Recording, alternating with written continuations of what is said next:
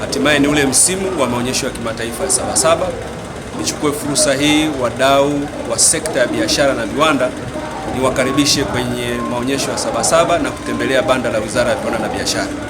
Banda letu la Wizara ya Viwanda na Biashara mwaka huu limekuja kipekee. Tunayo huduma maalum ya kliniki ya biashara ambako tunatoa huduma za kitaalamu kuhusiana na ushauri wa biashara, tunatoa leseni za biashara, tunasajili makampuni, tunatoa huduma za kuunganishwa na masoko kupitia utaratibu wa bodi ya ustakabadhi ghala, tunatoa ushauri wa namna kushughulikia bidhaa bandia kupitia taasisi yetu ya FCC, lakini pia tunashauri na kuongoza wafanyabiashara na wazalishaji nchini namna ya kuzingatia huduma za ubora na ufanisi katika uzalishaji kupitia taasisi yetu ya TBS.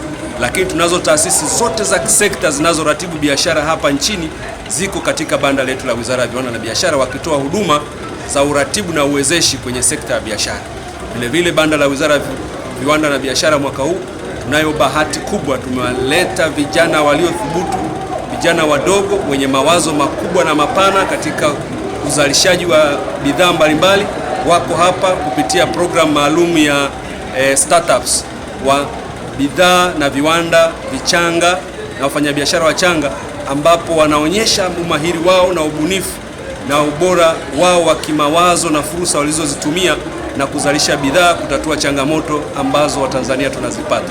Karibuni mtembelee banda la Wizara ya Viwanda na Biashara, mjionee huduma mbalimbali hizi ili muweze kurasimisha biashara zenu, kukutana na wadau wote muhimu kwenye sekta ya biashara na viwanda ili muweze kunufaika na kupata huduma zako zote unazozihitaji katika kukuwezesha kufanya uwekezaji, kuanzisha kiwanda, kuweza kupeleka bidhaa zako sokoni.